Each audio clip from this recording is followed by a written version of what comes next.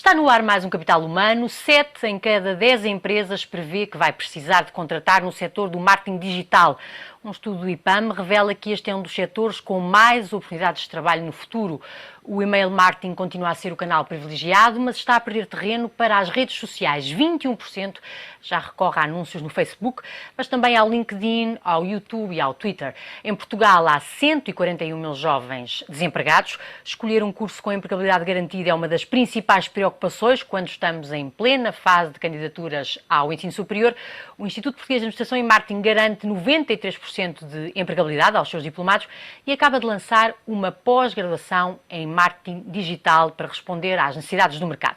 Hoje no Capital Humano temos Filipe Carrera, ele que é responsável pelo estudo e coordenador desta pós-graduação. Porquê é que decidiram lançar esta pós-graduação? Acham que de facto há uma necessidade de mercado grande nesta área? Bom, esta pós-graduação supre justamente uma necessidade muito grande que eu vejo fundamentalmente na área da comunicação e do marketing. Eu não acredito neste momento que possa haver profissionais com futuro, com empregabilidade, nestas áreas, sem valências na área do digital. Isto é, neste momento, se calhar temos profissionais que estão à procura de emprego nesta área e não encontram porque não têm valências nesta área, mas temos outros casos, justamente de pessoas que estão com bons empregos, está tudo a correr bem, mas, no entanto, estão rapidamente a correr para uma cova profissional, porque não têm essas valências. Do marketing digital? Do marketing digital. Porque o futuro do marketing passa pelo marketing digital. O futuro do marketing passa por ter valências na área do digital. O marketing não se vai tornar digital, o marketing será sempre o marketing. A questão é que o marketing vai ter outras peças no menu. É como se isto fosse um restaurante. Nós temos vários itens no menu e agora temos também a parte digital. Temos uma componente digital em que as empresas não podem passar ao lado. Isso não pode acontecer, porque os clientes estão lá. E eles têm que ir comunicar com eles ali. Exatamente. Não é? A empresa tem que ir ter com os clientes, não é os clientes quem têm que ir ter com a empresa. Por isso, o cliente tem que ser encontrado onde ele está. E as redes sociais e os motores de busca é onde o cliente está. Todos nós andamos lá. Por isso não faz sentido. E as empresas o que sentem é que não têm pessoas com formação suficiente para responder a este novo desafio. Ou seja, vão precisar de recrutá-las no futuro. Segundo o nosso próprio estudo, 71% das empresas indicam que as necessidades nesta área vão aumentar, certamente. Já em 2013, quando fizemos o primeiro barómetro, se verificava que 63% das empresas diziam exatamente a mesma coisa, o que quer dizer que notamos um acréscimo entre 2013 e 2014.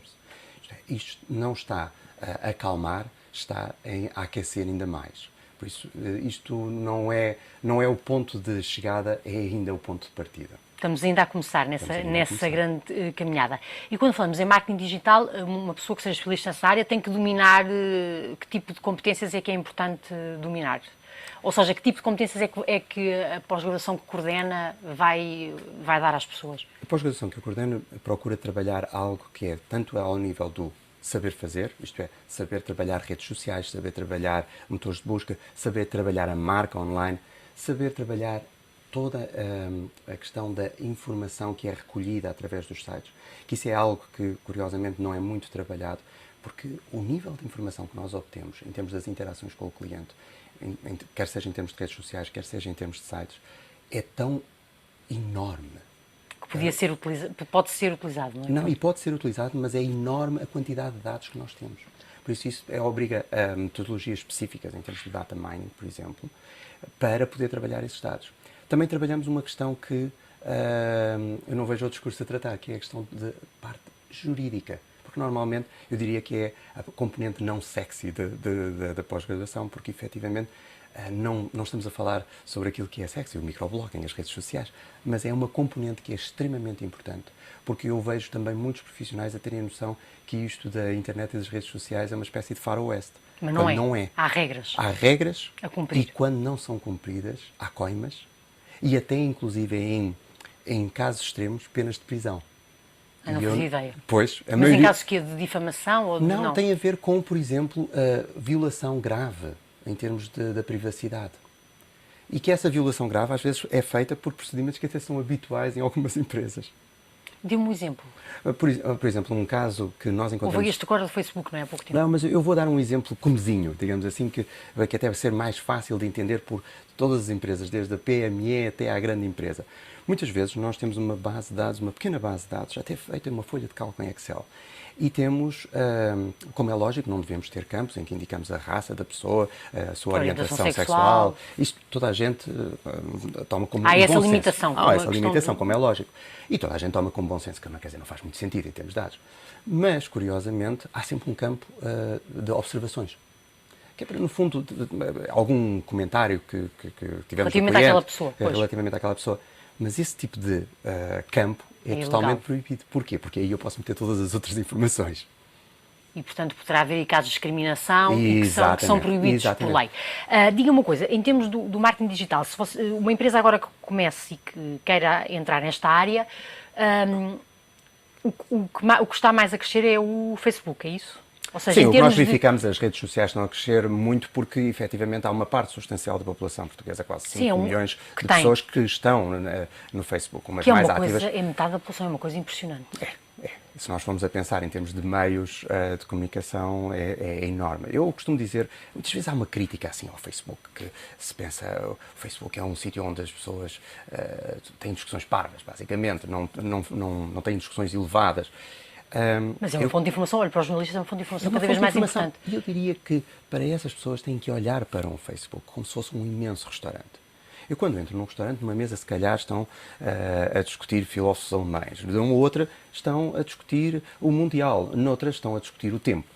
Portanto, nós temos é que ir para os sítios... É um local de encontro. É um local onde nós vemos o nosso cliente a interagir e que podemos ter muita informação. E como é que se faz marketing, por exemplo, no Facebook? Não é, são aquelas coisas que aparecem... Não, há outras formas, não é? A questão é que temos que ir voltar um bocadinho mais atrás. É a questão, digamos assim, no velho marketing, a ideia é a segmentação demográfica. Eu tenho um determinado nível de rendimento, eu tenho uma determinada idade, target. Eu vivo em determinado sítio, então, logicamente, eu não vou aceder a determinados produtos e outros não. Só que isto está a mudar por completo. Quando nós pensamos, por exemplo, na questão da idade, eu lembro-me o que era uma pessoa com 70 anos quando era miúdo. Era uma pessoa que, basicamente, estava, como se costuma dizer... Ultrapassada. Não, eu diria mesmo com os pés na cova, não é ultrapassada. Agora está a começar uma nova vida. Não se sabe, essa pessoa pode ter uma nova vida. Isto é, pondo no caso extremo, eu posso ter, efetivamente, um surfista em Beja de 60 anos. Pois pode. E há casos. E há casos. Isto, nos anos 70, por exemplo, era impensável. Porquê é que isto é importante e o que é que isto tem em relação com o Facebook? É que o Facebook é a maior base de dados mundial de comportamentos, atitudes e que geram consumo. Eu vou diretamente, em vez de estar a adivinhar o que é que uma pessoa de 60 anos de Beja gosta, eu posso saber o que é que aquela pessoa gosta. Dirigir-me àquela, independentemente dela ser de Beja, de ter 60 anos, ela pode ser fanática do surf. E, portanto, pode comprar produtos associados ao surf. Exatamente. E, portanto, o importante é fazer algum levantamento, mas isso também depois pode incorrer em coisas ilegais, não é? Algum levantamento desse tipo de preferências? Ou... Não, por exemplo, isso tem a ver páginas associadas. As pessoas fazem os likes, os amigos dessa pessoa fazem likes, o que quer dizer que eu consigo fazer um perfil dessa pessoa. Aí não há grandes problemas, porque a pessoa voluntariamente o faz. E depois essa informação é disponibilizada pela plataforma Facebook em termos dos anúncios que eu posso dirigir os anúncios a essa pessoa. E o LinkedIn, como é que funciona, por exemplo? Também ainda tem mais informação, não é? O LinkedIn é uma rede profissional. O que quer dizer que a quantidade de dados que são lá colocados tem muito a ver com a atividade profissional e académica das pessoas. O que quer dizer que eu posso aí dirigir-me, por exemplo, quando estamos a falar ao nível das universidades, ao nível dos recrutadores, é uma área muito mais interessante. Aliás, o LinkedIn permite, efetivamente, o recrutador, em vez de fazer o típico processo anterior, que era a colocação de anúncios para as respostas, neste momento pode fazer o recrutamento ao contrário. Diretamente as pessoas. Pode fazer uma pesquisa e procurar. Muitos recrutadores, a nível de empresas profissionais, não só utilizam, mas têm contas profissionais dentro do LinkedIn, para que possibilite toda uma série de buscas que nada tinha a ver com anteriormente. E mais, são buscas globais. O que quer dizer que quando nós falamos de um mundo globalizado, ele é mesmo globalizado. Isto é, alguém em Portugal pode ser encontrado por uma empresa da Nova Zelândia que lhe propõe um contrato em Singapura. E isto funciona assim. Isto funciona assim. Isto está a acontecer. Cada vez mais. Cada vez mais funciona assim. E o Twitter? O Twitter não percebo como é que se pode... O Twitter é uma plataforma que é como o bacalhau, há mil e uma maneiras de o comer, não é? Isso é verdade. É a mesma coisa. De utilizar, será? O Twitter é uma plataforma que é mais utilizada nos Estados Unidos. Sim, em Portugal não é tanto. Não é tanto, porque eu penso que ainda não temos determinados comportamentos, que eu diria que são comportamentos digitais. Isto é, por exemplo, uma das coisas que nós trabalhamos em termos de pós-graduação é algo que é o ser digital. Por isso nós trabalhamos as ferramentas, mas depois o ser digital. Porque eu posso... Ou seja, como é que se gera a nossa presença no digital, é isso? Ir um pouco mais longe. Mais. Porque, explicar-lhe brevemente, é que nós temos neste momento acesso a todos os tablets, os smartphones, os computadores, o software, mas muitas vezes temos os mesmos comportamentos que tínhamos quando não tínhamos estes instrumentos.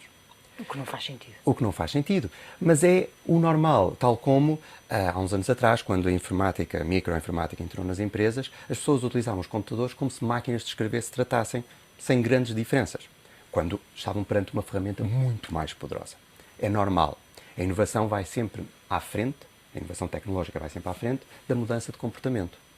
Por isso nós o que trabalhamos aqui é uma mudança de comportamento. Porque também tem a ver com uma questão de credibilidade dos nossos alunos. Se nós não temos uma atitude digital, isto é, se a nossa forma de trabalhar, a nossa forma de nos relacionarmos, a nossa forma de comunicar, até a nossa forma de aprender não é digital, como é que nós podemos influenciar outros a serem digitais? Como é que nós podemos influenciar organizações a fazerem essa transação? O que é ter um comportamento digital? É utilizar as ferramentas digitais de uma forma em que... Diferente. De comunicação, uma forma... Não só de comunicar de uma forma diferente, mas também, por exemplo, isto para pegar no exemplo do Twitter. Porque uma das coisas que nós incentivamos os nossos alunos é partilharem a sua aprendizagem, aquilo que estão a aprender naquele preciso momento, através do Twitter. Que é uma micromensagem, não é? Exatamente. Basicamente é uma micromensagem que funciona muito como na linguagem jornalística, porque na linguagem jornalística nós temos o título, temos o lead. É um título. São os 140 caracteres, mais ou menos. E a partir daí é que eu vejo a notícia, é que eu vejo o vídeo. É por causa daquele título, é por causa daquele pequeno resumo. Ou seja, e os seus alunos são ensinados a fazer mensagens que sejam eficientes e que captem a atenção, quer no Facebook, quer no Twitter, quer... Exatamente, mas a ir mais longe, a ter essa atitude de a sua primeira iniciativa, digamos... A sua principal preocupação. A sua principal preocupação é partilhar aquilo que estão a aprender. Diga-me uma coisa, houve aí no filme que retrata um bocadinho a questão a construção do Facebook, houve alguma resistência em ser colocada publicidade no Facebook pelo fundador? Agora, neste momento, isto já é uma coisa que está ultrapassada, mas assim há uma limitação muito grande, não é? O espaço que é dedicado à publicidade é pouco. Isto vem das anteriores redes sociais. As primeiras redes sociais eram um festival de publicidade. Esse festival de publicidade matou a rede. Por isso é que o tipo de design do Facebook sempre foi um design muito limpo e com pouca poluição. Porque, tal como por exemplo vemos o Google, quando nós entramos a primeira página é sempre a mesma coisa. Agora tem mudado com o Mundial, não é? Fazem mais uns desenhos e mudam sempre assim com algumas coisas. Mas é muito limpo. Mas é muito limpo. Porquê? Porque eles não querem perder as pessoas que querem ter um motor de busca e, neste caso, que querem ter uma rede social e que pode haver alguma publicidade, mas ela não pode ser massificada. Porque esse é um dos erros dos meios tradicionais, porque nós estamos a bombardear as pessoas com uma média de 3.000 mensagens publicitárias por dia. Ninguém aguenta. Aqueles cookies que estão sempre a dizer. Não, e não só. Nos meios tradicionais, 3.000 mensagens. Você acorda e ao fim do dia foram em média são 3.000 mensagens publicitárias. Já começa a reagir negativamente. Nós temos filtros para isto. Em relação à questão do Google, também ensinam a aparecer no topo dos motores de busca, porque acho que há técnicas, não é, para fazer isso. Há técnicas, mas atenção, se alguém disser que consegue meter a empresa em primeiro lugar, aquele produto em primeiro lugar, é mentira por uma simples razão. É porque o algoritmo que o Google utiliza para fazer a ordenação não só é secreto, como dizia bem, está sempre a alterar. Por isso, é comparável à fórmula da Coca-Cola ou à nossa receita dos pastéis de Belém. Só com uma diferença, é que é dinâmico. Portanto, tem essa mais-valia. Descobrir a receita, eu queria aqui estar mais uma hora a falar consigo, mas temos que terminar. Só lhe queria pôr uma questão que é uma questão que afeta muito os órgãos de comunicação social, que é como rentabilizar o digital, porque parece que há alguma resistência das empresas a recorrer ao marketing digital, a recorrer aos anúncios nos portais dos jornais, ou seja, há muita dificuldade em rentabilizar. Porquê? Acha que as empresas ainda não acordaram para isso? Porque é uma coisa efêmera, não sei. Preferem o papel ou preferem a televisão ou a rádio? A resposta politicamente correta seria dizer que as pessoas ainda têm que se habituar. E eu vou-lhe dar a politicamente incorreta. A politicamente incorreta é que há uma coisa que ao longo da história sempre influenciou as decisões de todos os decisores. Chama-se vaidade. Isto é, quando nós vamos a pensar em determinados decisores com determinadas gerações, quando o seu anúncio aparece em determinados sítios, Num jornal, por exemplo, de prestígio. eles estão a colocar-se num pedestal perante os seus pares. A que o comum das pessoas não chega. O que quer dizer que é algo que é mais mostrado aos seus pares do que é mostrado a outros. Mas, se nós pensarmos às vezes na utilização de determinadas celebridades, se calhar por trás está o interesse em conhecê-las. Pois. E se calhar até apresentar ao filho para que o filho fique orgulhoso. Por isso, a vaidade No digital essa vaidade já não é tão, não sobressai tanto porque quase toda a gente pode lá estar. Sabe, ninguém lhe vai telefonar à meia da noite a dizer fantástico anúncio no Google. Pois.